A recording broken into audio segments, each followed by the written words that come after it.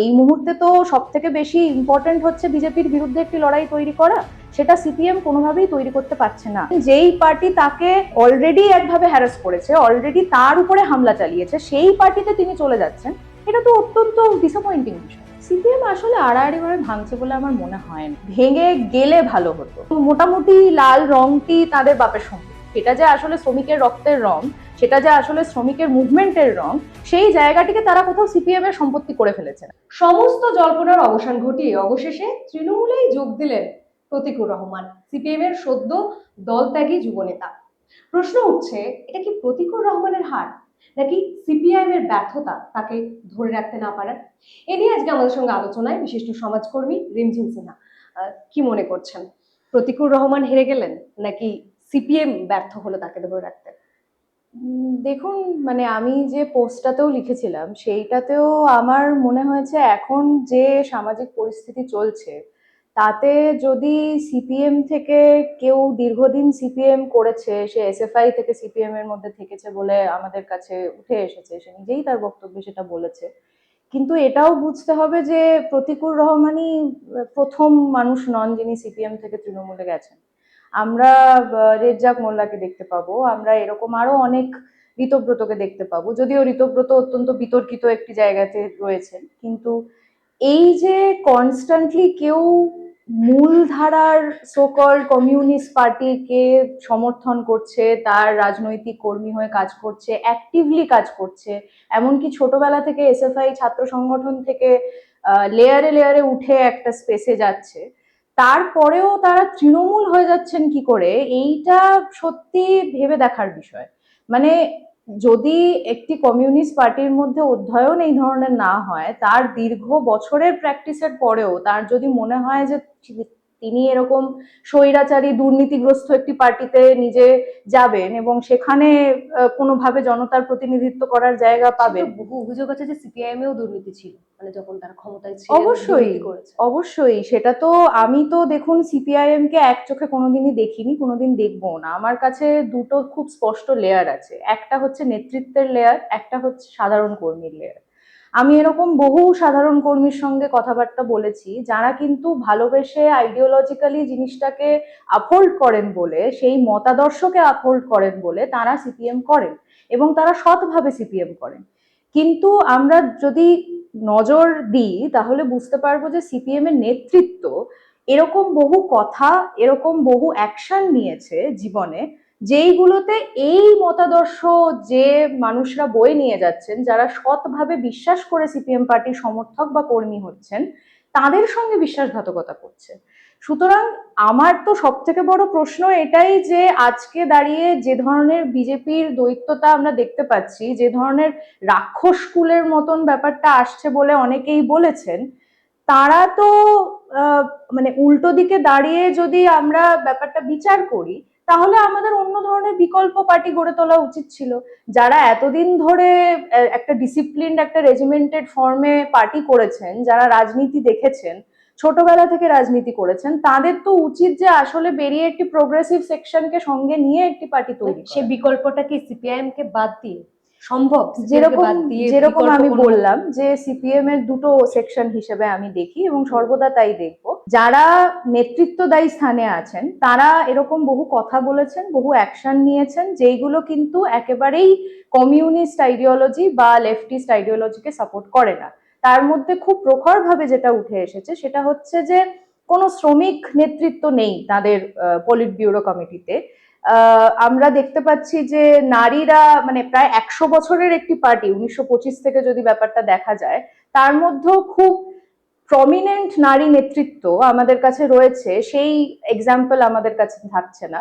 এবং আমরা যখনই কোনো ডিসিশন মেকিং বডিকে দেখতে পাচ্ছি, সেখানে সবসময় শীর্ষ নেতৃত্বে কোনো এক আপার কাস্ট পুরুষ রয়েছে এবং তাদের বক্তব্যগুলো পলিটিক্যালি যত না আসছে তার থেকে বেশি পার্সোনালি ট্যাঙ্গেলড হয়। সেটা এইখানের পলিটিক্যাল সিনারিওতেও যেভাবে আসছে সেটাই দেখতে পাচ্ছি।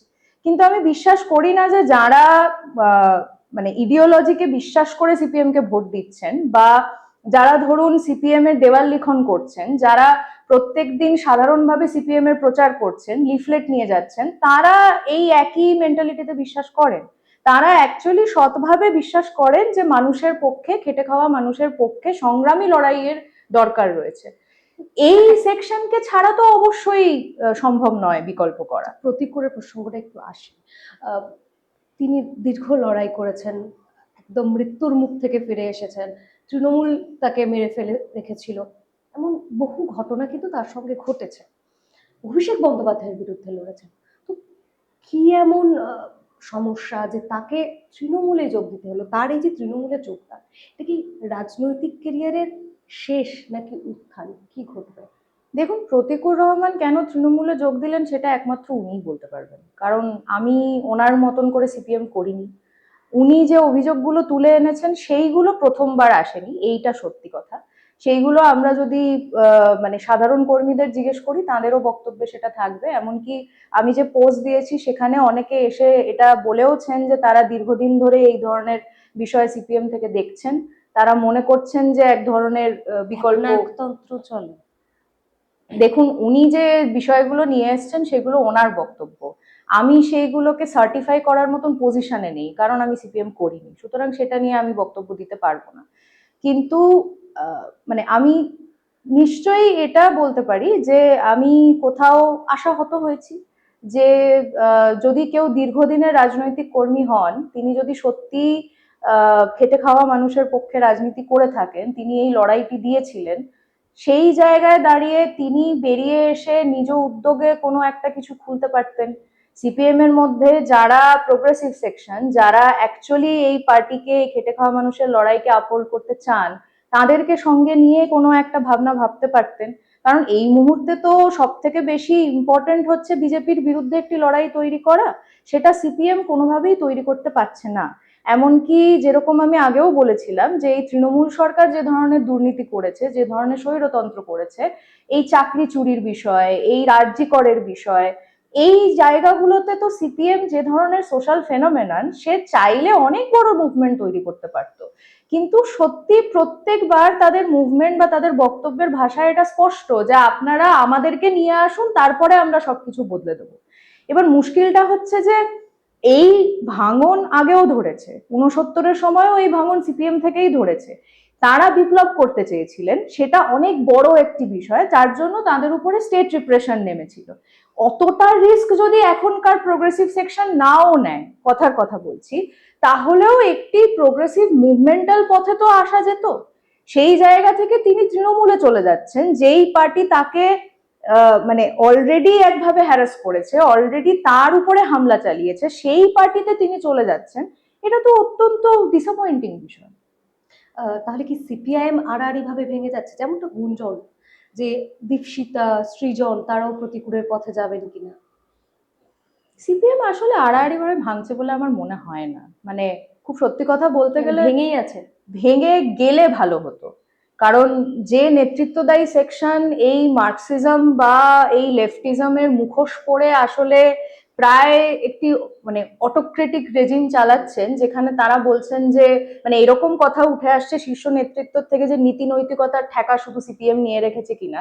মানে খেটে খাওয়া মানুষের পার্টি, কেউ যদি লেফটিস্ট হয়, কেউ যদি কমিউনিস্ট হয়, এইভাবে যদি তাদের পার্টির নাম হয়, অবশ্যই নীতি নৈতিকতা থাকবে তার। এখানেই আমার মনে হয় ডিফারেন্স। মানে আমি যদি বলি যে আমি পড়াশোনা করি, অধ্যয়ন করি, আমি দীর্ঘ মুভমেন্ট থেকে, দীর্ঘ সংগঠন করে একটা বিষয় শিখেছি, তাহলে তো আমি কিছু নীতি নৈতিকতা ডিসিপ্লিনের থ্রু দিয়েই শিখেছি, কিছু রেজিমেন্টেশনের থ্রু দিয়েই শিখেছি। সেই পার্টির শীর্ষ নেতৃত্ব যখন এটা বলতে পারে যে নীতি নৈতিকতার ঠাঁই আমাদের কেন শুধুমাত্র, তখন তো সত্যি প্রশ্ন করা উচিত। এবং সত্যি যারা খেটে সর্বক্ষণের কর্মী রয়েছেন, সেটা হয়তো লাইমলাইটে আসছেন না প্রতিকূলের মতন, বা আগেও যারা ছেড়েছেন তাদের মতন, তারা তো এখানে আশাহত হচ্ছেন। নীরবে তো অনেকেই, মানে এই যে ভোটটা আজকে সিপিএম এ পড়ছে না, অন্য কোথাও একটা যাচ্ছে, আমরা তো বামের ভোটটা গ্রামে শুনেওছিলাম যাচ্ছে, যে আমরা তো এটা নীরবে অনেকেই দল থেকে চলে গেছে। অবশ্যই শুধু চলে গেছে তাই নয়, প্রায় স্ট্র্যাটেজিক্যালি এই ক্যাম্পেইন করা হয়েছে। মানে আমরা যদি ভোটের স্ট্যাটিস্টিক দেখি তাহলে আমরা বুঝতে পারবো যে বিজেপির দিকে যে ভোটটি বেড়েছে সেইটি বাম ভোট থেকেই গেছে, কোট আন কোট বাম ভোট থেকে। প্রচুর গ্রামের মধ্যে এরকম সাধারণ মানুষরা আমাদের কিন্তু বলেছেন যে ওনাদের কাছে সিপিএম এর কর্মীরা এসে বলেছিলেন যে এইবারে রাম পরের বারে বাম, এইভাবে BJP কে ভোটটা জিনিসটা দিতে। হ্যাঁ, তো সুতরাং তারা সবসময় ভাবছেন কিভাবে আমরা অষ্টম বামফ্রন্ট করতে পারবো, তারপরে আমরা ভেবে দেখবো যে আমরা কতটা মানে কতটা কি ঠিক করতে পারি। মুশকিলটা হচ্ছে এই ক্ষমতালোভী আইডিয়েশন, এইটা কিন্তু প্রত্যেক সাধারণ কর্মী মনে করেন না। এবং আপনি যে কথাটা বললেন যে আড়াআড়ি ভেঙে যাওয়ার কথা, আড়াআড়ি ভাঙা উচিত এই জায়গা থেকে যে যে প্রোগ্রেসিভ সেকশন যারা অ্যাকচুয়ালি খেটে খাওয়া মানুষের পক্ষে লড়াই করতে চান, তারা বেরিয়ে এসে একটি নতুন পার্টি বা একটি বিকল্পের ডাক দিন। সেখানে এই মুহূর্তে দাঁড়িয়ে যারাই আরো গণতন্ত্র প্রিয় মানুষেরা রয়েছেন তারা এসে যোগ দেওয়ার সুযোগ পাবেন, সেই পার্টির চলাচল আরো গণতন্ত্র প্রিয় ভাবে হবে এবং সেইটি একভাবে বিকল্প হয়ে তৈরি হবে। কারণ আন্তঃপার্টি সংগ্রাম করে সিপিএম কে বদলানো এখন আর সম্ভব নয়। আমরা বহু মানুষকে দেখেছি, আমি যখন কলেজে পড়তাম তখনও অনেকে এই কথাটি বলেছিল যে তারা পার্টির ভিতরে ঢুকছে কারণ তারা মনে করে যে আন্তঃপার্টি সংগ্রাম করে তারা সিপিএম কে আরো বেটার জায়গায় নিয়ে আসবে। আমার মনে হয় না সিপিএম এর নেতৃত্ব আদৌ এই কোনো মানে পরিসরটাই খোলা রেখেছে কোথাও। আচ্ছা, আপনি মোহাম্মদ সেলিমের বিরুদ্ধে আধিপত্য এবং ঔদ্ধত্যের অভিযোগ তুলেছেন আপনার যে পোস্ট, সেখানে আপনি লিখেছেন আধিপত্যের অভিযোগ তো আমি তুলিনি, ওটা ঔদ্ধত্যের প্রতিকূল কথা, তুলেছে। হ্যাঁ, ঔদ্ধত্যের কথা আপনি বলেছেন। কেন, মানে কেন মনে হয়েছে আপনার সঙ্গেও কি এমন কিছু ঘটেছে যেখানে মনে হচ্ছে মোহাম্মদ সেলিমের মানে ঔদ্ধত্য দেখিয়েছেন তিনি? না, আমার সঙ্গে কিছু ঘটেনি। আধিপত্যের অভিযোগ তো দেখুন প্রতিকূল তুলেছেন, ওটা উনি বেটার বলতে পারবেন। ঔদ্ধত্য আমার মনে হয়েছে যে দেখুন মানে এইটা গোটা সিপিএম নেতৃত্ব সেকশনে কোথাও মনে হয় তারা মনে করেন যে তারা প্রথমত তো লেফটিজম, মার্কসিজম, বাম মানসিকতা যা কিছু রয়েছে সেটা তারাই একমাত্র বোঝেন, তারাই একমাত্র ধ্বজাধারী, এবং মোটামুটি লাল রংটি তাদের বাপের সম্পত্তি। মানে কেউ আর কি লাল ব্যবহার করতেই পারে না, যদি করে তার মানে তারা সিপিএম কে সাপোর্ট করে দিচ্ছে, এরকম একটা বিষয়। মানে সেটা যে আসলে শ্রমিকের রক্তের রং, সেটা যে আসলে শ্রমিকের মুভমেন্টের রং, সেই জায়গাটিকে তারা কোথাও সিপিএম এর সম্পত্তি করে ফেলেছেন আর কি, তাদের বক্তব্যে সেটা স্পষ্ট। কারণ কোনো সিনিয়র নেতৃত্বকে যখন এটা জিজ্ঞেস করা হয় যে আপনার পার্টি থেকে একজন এতদিনের কর্মী ছেড়ে চলে যাচ্ছেন, আপনার কি বক্তব্য, তিনি কলার ছাল দেখাচ্ছেন। মানে এটা এমন একটা জায়গায় চলে এসছে যে আমার কিছু যাই আসে না মিডিয়া আমাকে কি প্রশ্ন করবে, আমি দেখে নেব। তিনি তো সাংবাদিক সম্মেলনে যে সাফাই দিলেন যে তিনি আসলে ফেলার কথা বলেছিলেন তার ড্রাইভারকে, ফেলেনি তো উনি ফেলতে যাচ্ছিলেন। এবার এই সেটাকেই সাফাই media তো তুলে নিয়েছে। পরেও আসতে পারে, মানে সেটা তো ধরুন পার্টি থেকে প্রায় বকাবকি হলে সেটা সাফাই দিতে হবে মিডিয়াকে ডেকে, সেটা তো আগেও হয়েছে। মানে ধরুন যে পার্টির নেতৃত্ব এটা বলতে পারে যে আমরা মানে যে বাবরি মসজিদ নিয়ে এত বিতর্ক কংগ্রেসের কাল থেকে বিজেপির কালে, এখনো অব্দি বাবরি মসজিদকে ব্যবহার করা হচ্ছে হিন্দু মুসলমানের মধ্যে একটা দাঙ্গা ধরনের পরিস্থিতি তৈরি করার জন্য, সেই বাবরি মসজিদের টপিক যিনি তুলে নিয়ে আসছেন তার সঙ্গে সিপিএম বৈঠক করতে যাচ্ছে। তারা মন বুঝতে গিয়েছিলেন, বলছেন মন বুঝতে গিয়েছিলেন, কথাটা শুনলেই কেমন একটা মনে হয় যে তোমার যতটুকু সাপোর্ট বেস আছে সেইটা দিয়ে কি তুমি তাহলে আমাদের পাশে দাঁড়াবে, তাহলে আমরা এই লোকসভা নির্বাচনে ব্যাপারটা দেখবো, বিধানসভা নির্বাচন। সবটাই কি মুসলিম ভোটটাই এখন লক্ষ্য প্রত্যেকটা পার্টি? মানে কেউ চাইছে ভেঙে দিতে, কেউ চাইছে নিতে, এটাই কি এইটা এই একই পথে তো মানে মোটামুটি দেখা যাচ্ছে যে সবাই হাঁটছে। বিজেপি তো ঘোষিত একদম মানে কমিউনাল পার্টি, তারা তো একেবারে বলেই দিয়েছে যে হিন্দু রাষ্ট্র তারা চায়, এবং সেটা তাদের বহুদিন আগে থেকে মানে প্রায় 1924 থেকে একটা গোল। তারা তো প্রত্যেকটা স্পেসে হিন্দু মুসলমান ট্যাগ করছেনই। এখন আমরা যদি সত্যি এটা দেখতে পাই, যদি খেটে খাওয়া মানুষের পক্ষে দাঁড়াতে হয়, তাহলে তৃণমূল সেটার অল্টারনেটিভ হতেই পারে না, কারণ মমতা ব্যানার্জিও একই জিনিস করছে। আচ্ছা, তৃণমূল কি প্রতিকূলের প্রতি ইন্টারেস্ট এই কারণেই? সেটা তো তৃণমূল বলতে পারবে, মানে কারণ আপনি আমাকে যে প্রশ্নগুলো জিজ্ঞেস করছেন ডায়মন্ড হারবার লোকসভায় অভিষেক বন্দ্যোপাধ্যায় ইতিমধ্যেই তিনি তো পরাজয়, এত ভালো ফল, তাহলে প্রতিকূলকে কেন আলাদা করে লাগবে? সেখানে তাদের তো ভোটও নেই।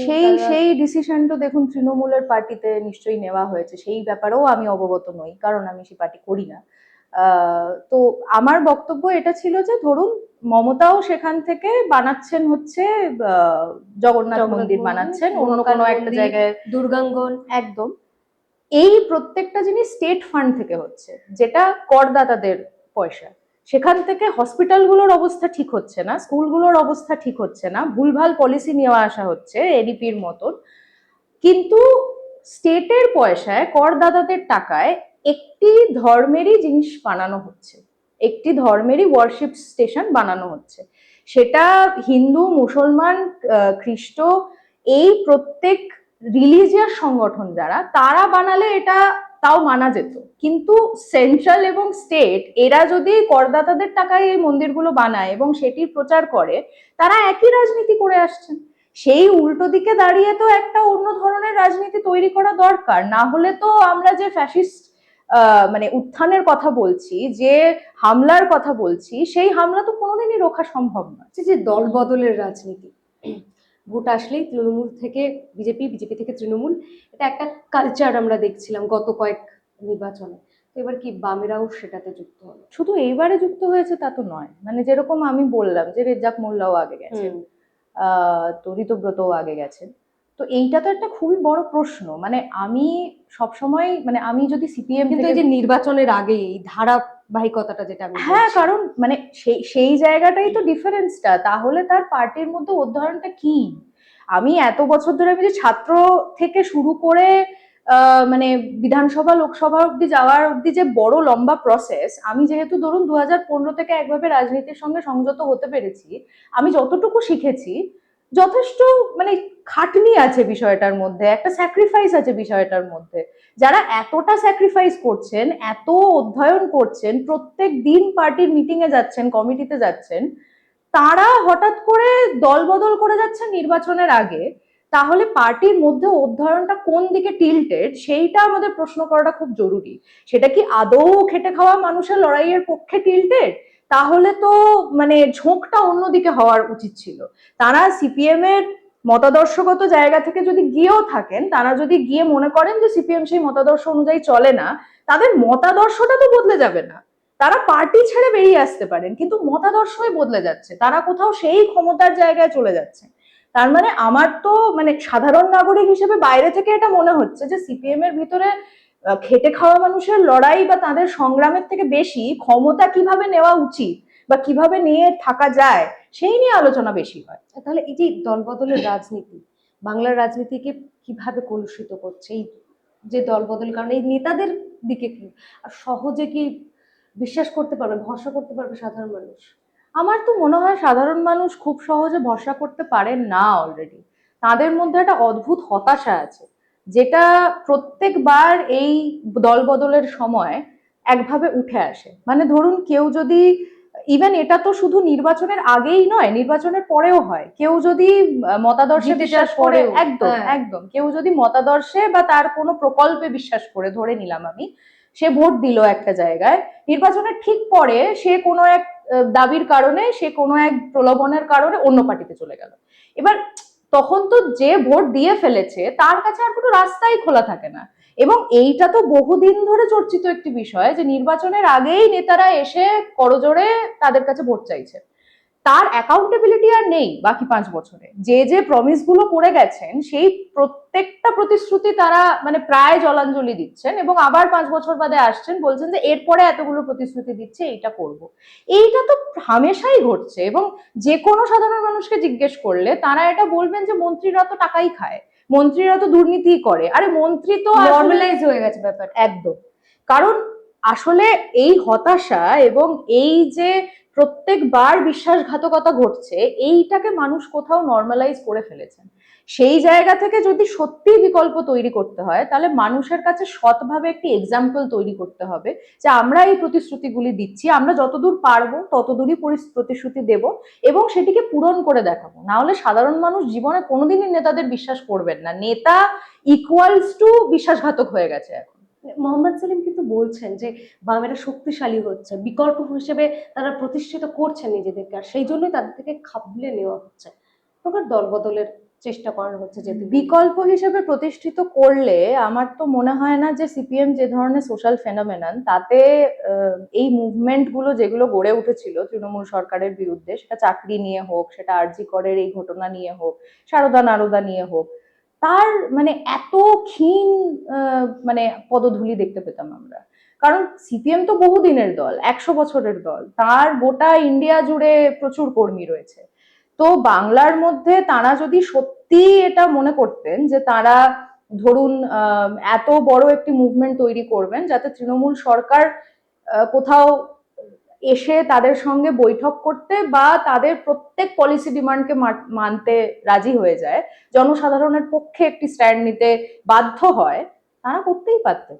কিন্তু আমরা তো দেখলাম না তাদেরকে এই বিষয়টা করতে। ইভেন আরজি করের সময়কালীন আমি যেহেতু রাস্তায় থাকতে পেরেছি, সেই জায়গা থেকে তো আমি বরং মানে যে ঔদ্ধত্যর কথা বলছি সেটাই দেখেছি। মানে কোনো একটা স্পটে আগে থেকে বলা হয়েছে কেউ ওখানে প্রোগ্রাম করবেন, কেউ ওখানে প্রোটেস্ট রেজিস্টার করবেন, সেখানে আগে থেকে সিপিএম এর কর্মীরা পৌঁছে গেছেন এবং তারা জায়গা ছাড়েননি, বলেছেন যে আমাদের বেশি জিনিসপত্র আছে তাই আমরা ছাড়বো না, তোমরা 30টা লোক। এগুলো তো ঘটেছে। এবার এইগুলো মানে ঘটা এবং বারবার এই মানে কেউ একজন যদি ছোট হয়, কেউ 30 জনের সংগঠন, কেউ 50 জনের সংগঠন, তারা যদি কোনোভাবে রেজিস্টার করে যে তাদের মানে সিপিএম এর কাজে কোনো একটি ভুল রয়েছে বা সিপিএম এর অ্যাকশনে কোনো একটি ভুল হয়েছে, সেটা যুক্তিসঙ্গত যদি একটি বক্তব্য হয়, সবসময় তাকে বলা হয় যে তুমি তৃণমূল থেকে টাকা পাও বা তুমি তৃণমূলের বি টিম। এইটা তো খুব সুস্থ জায়গা নয়। এবং সত্যি যদি তারা বিকল্প হতেন, সত্যি যদি তারাই একমাত্র মানে বাংলায় তৈরি হতেন বিকল্প হিসেবে, তাহলে সেকেন্ড স্থান বিজেপি পেত না প্রত্যেক ইলেকশনে, তারাই সেকেন্ড স্থান পেতেন।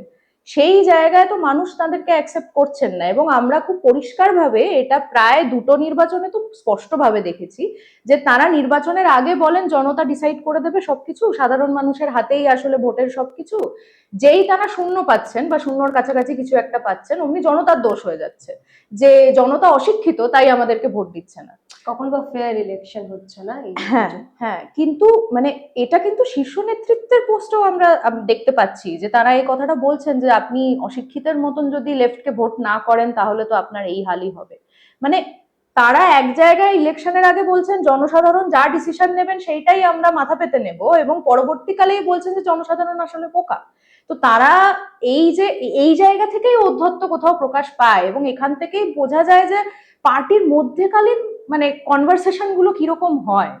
তারা তো আসলে মাথা নিচু করে কোনোদিন ক্ষমাও চাননি যে যে ঘটনাগুলো তারা ক্ষমতায় থাকাকালীন ঘটিয়েছেন, মরিচঝাপি থেকে শুরু করে অনিতা দেওয়ান থেকে শুরু করে প্রত্যেকটি জিনিস তারা এক বিন্দু ক্ষমা চেয়েছেন একবারও যে আমরা আমাদের দ্বারা এটা ভুল হয়েছে? তারা আজ অব্দি সেটা ডিফেন্ড করে যান।